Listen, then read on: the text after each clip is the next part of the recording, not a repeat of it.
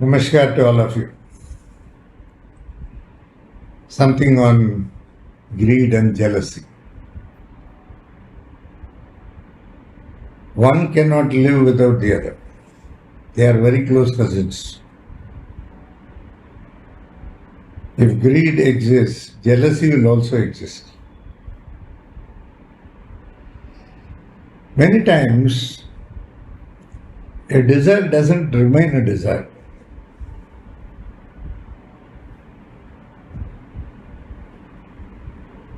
It also gets transformed into greed. That is why elders said, live without desires. They want to nip it in the bud itself. But somehow, I do not agree with it. We have to live with full desires. But without expectation, without greed. Because if expectation is there with the desire, at some point of time, it may get transformed into greed. Sometimes we want more and more and more of it, and it becomes greed. When the more and more you don't get and somebody gets more and more, you feel jealous of it. Don't take it personally. When I say you, it means all of us. It's a general way of addressing. I don't mean to hurt you.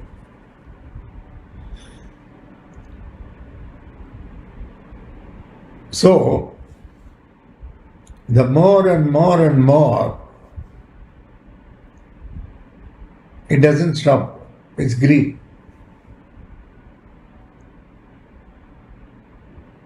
And jealousy brings with it a lot of things like ill will, negativity, darkness. Some people cannot tolerate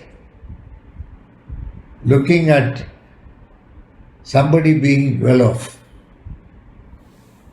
Well off means may not be monetarily also. Maybe he may be having a particular art, or he may be doing certain things in a very beautiful way, or he may be, or she may be cooking very well, or she may be excelling in the office. When they are praised, they are not happy about it. That jealousy keeps fuming inside. The greed in them tells them that you do not have it, but he has it or she has it.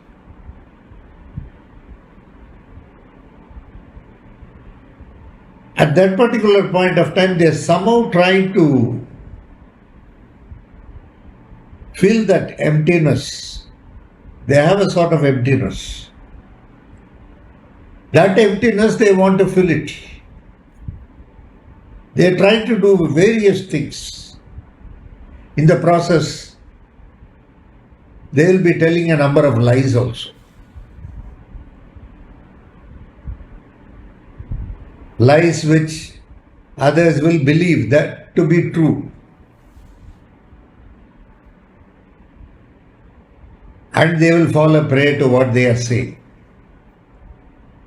Because the jealousy inside them makes them to talk without that conscience that they are not supposed to talk certain things, but still they will express certain things, which will be full of lies.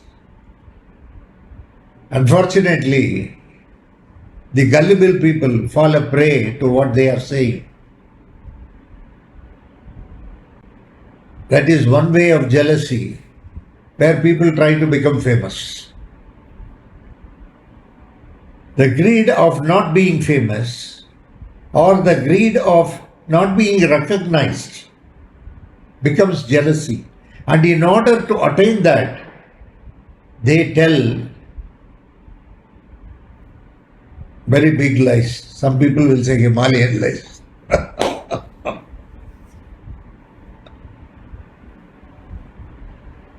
Unfortunately, this is a human characteristic. You cannot find greed with the animals because they live moment to moment. People living moment to moment will never have these problems because their life is momentary and they enjoy that particular moment and they don't think about the next moment.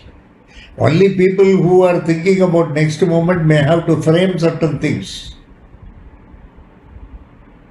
to attract certain people. For that they will say certain lies. That is jealousy. It is fuming with a lot of jealousy. Greed is not being satisfied with something which you have already got.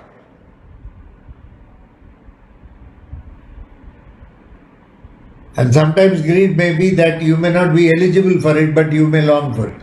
That is also greed. One must be eligible to get a particular thing. To attain that eligibility, one may have to work. When that eligibility is achieved, then one gets a particular thing. But without working for it, without having an eligibility to acquire it, they just want to have it. And when they do not, despite telling lies, despite projecting themselves as something else, when their greed or desire to become something by looking at something else is not achieved, that jealousy also fumes, makes them to tell more and more lies without knowing that someday all this is going to affect them. One must be very careful to not slip into that level of unconsciousness. I will tell you a story about a master and some disciples.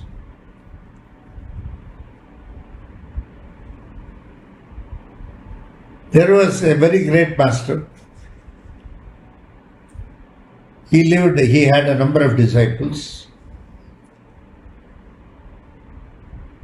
and every disciple was taking care of him in some way or other. One will probably take care of his external things, one will take care of his home.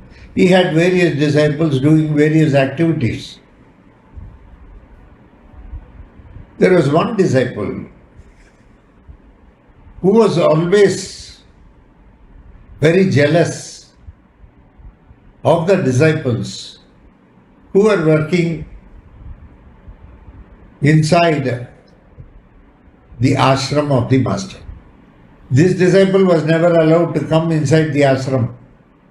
He was only given work outside. Please remember, whether you work inside the ashram or whether you work outside the ashram, the master considers everyone as the same. There is no difference.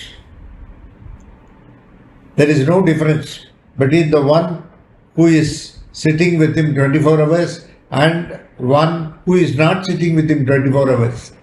It is more the service what they do to the master is more important. But unfortunately, this disciple could not understand. So he was fuming with a lot of jealousy. So this was going on. The ashram was having a number of functions were being done. In the functions, every function he will also participate. Somehow he wanted to attract the attention of the master. He was doing many things like taking the bucket, keeping it there, taking this, giving it there, in the hope that the master is going to probably appreciate his service wholeheartedly.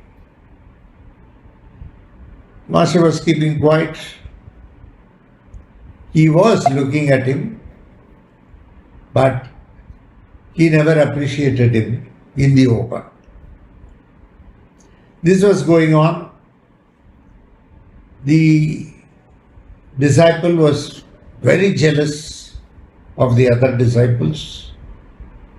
Suddenly one day he decided, all this is happening because of one person, that is the master. If the master is not there, then where is the question of anything? If the master is not there, then there is no question of anything at all in the ashram. So he decided to execute the master. One day the master was sitting, he brought a dagger and he stabbed him from the back. The master died. In the stabbing incident, what happened?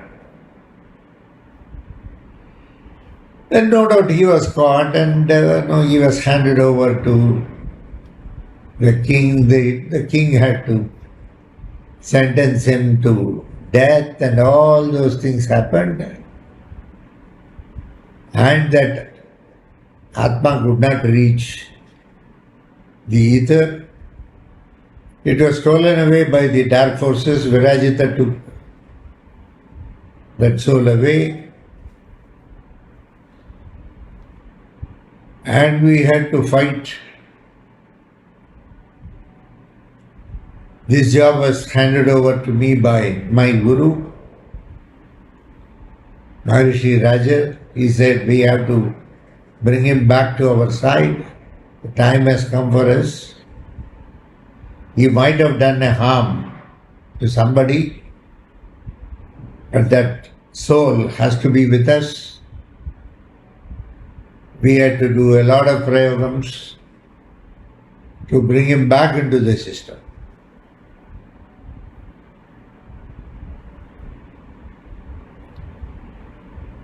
As a prayogi, we do all this.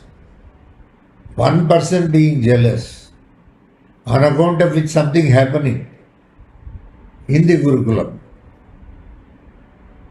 and that person getting drifted away, that person being taken away by the dark forces, and then as a prayogi, we have to bring him back home because this is our home and he has to be with us.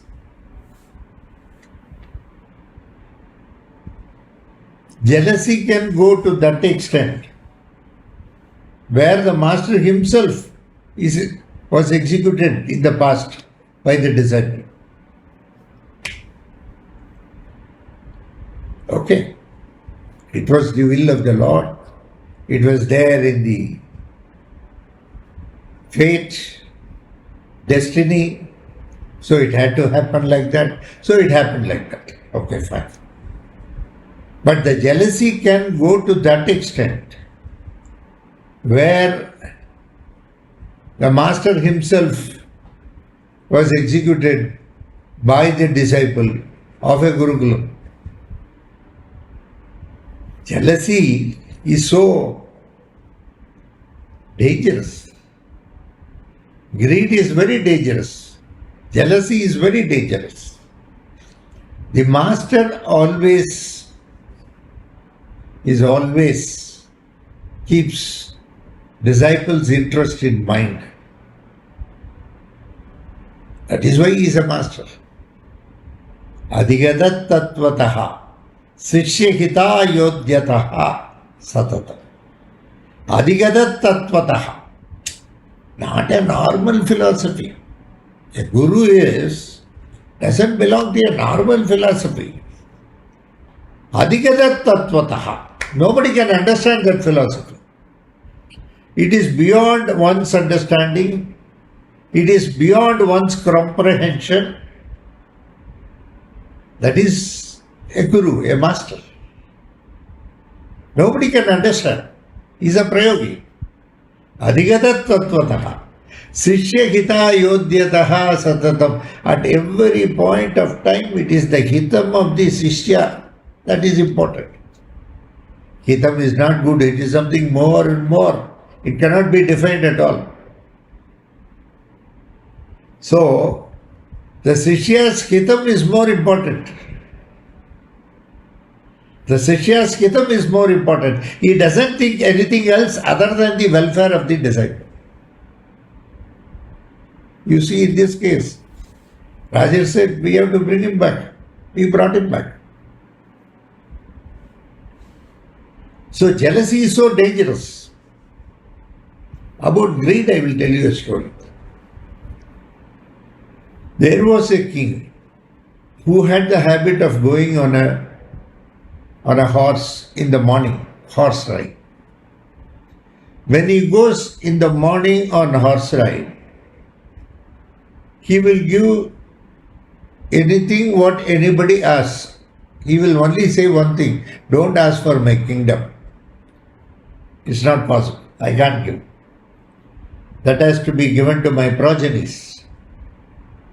And that is something which I am doing to my forefathers.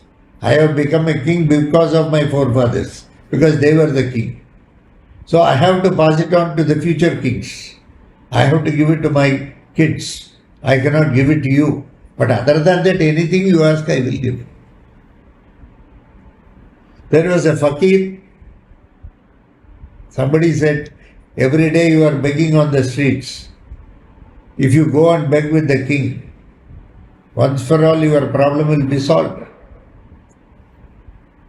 Instead of begging on the streets, you go to him. He will give you whatever you want. Only thing is you have to go in the morning when he comes on a horse.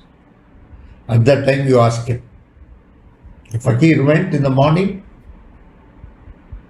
The king was coming in the horse. The fakir stood by the side with his bowl, reaching out his bowl to the king. The king stopped and asked, what is it you want? The fakir smiled and said, please fill up this bowl with mud. With mud, please fill it up. Sometimes these great people who live like Babas, fakirs, saints, they have something in mind before asking something. Most of us just simply will ask something, but there will be something behind what they ask. There is a reason for it. But the other person cannot understand. The king could not understand. The king said, see, I am a king and you want me to give you mud. I cannot. You just ask me anything you want. Okay, whatever silver you have got, you please put some silver to fill up this bowl. So some silver he brought, some silver coins he has put in that, but it went off, disappeared. Then he brought some more coins, some more coins, some more coins, gold, silver bars, everything, entire country silver was exhausted. Now Baba asked, you fill it up with some gold. Okay, he brought gold coins, everything, gold ornaments, this, that, gold bars, bullion, everything was put. It's all gone. Then Baba smiled, Fakir smiled and asked, please put some precious jewels, probably it will get filled. He brought all gems, diamonds, emeralds, rubies, whatever diamonds he had, sapphires, all that was put. It was all gone. Now the king said, I came in the morning, it is now going to be late evening. I am trying to fill up this bowl, I am not able to fill it up. Are you a magician? Are you a sorcerer? Are you a Vamachari? Please tell me, what is all this? Fakir smiled and said, I am not all that, I am a very simple man. See, one day I was looking out for a bowl.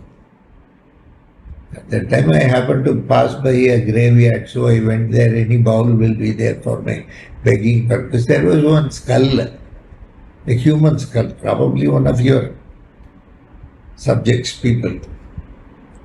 So I just little bit shaped it in such a way that it becomes like a bowl. The person who died had so much of greed. Your entire kingdom could not accommodate. That is why in the first place I know his greed. I asked you to fill up mud. Thinking that any amount of mud, finally he has to be satisfied at some point of time. Any amount of this metal and all these things, precious things, is not going to solve his greed. When he died, he had so much of greed. People die with so much of greed. People die with so much of jealousy.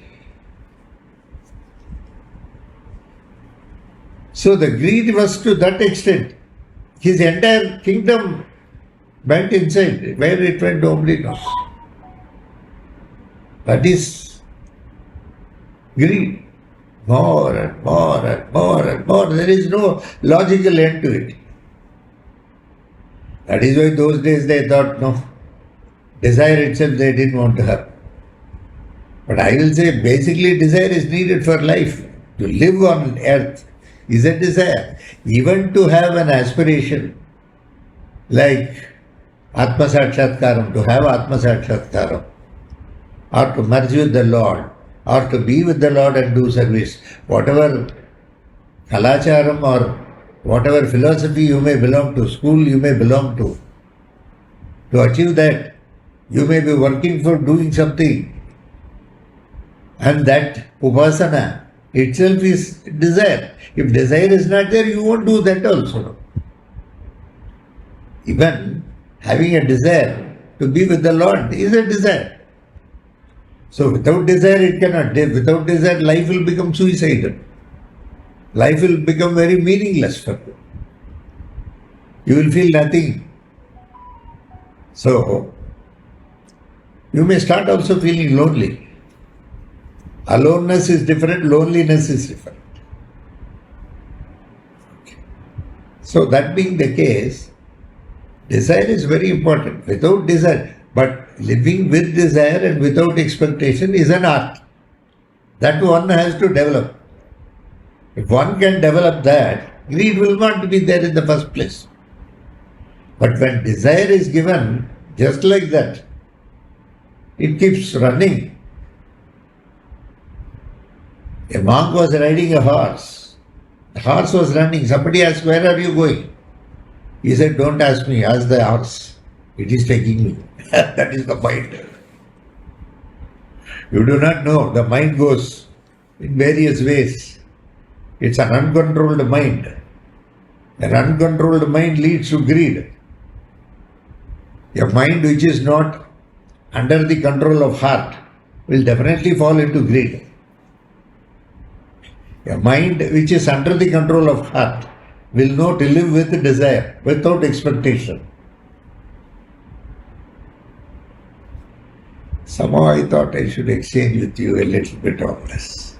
Thank you very much. God bless you all. See you some other time.